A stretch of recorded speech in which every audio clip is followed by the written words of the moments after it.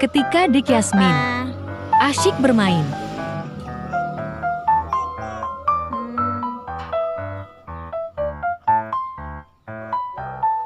Ngapain?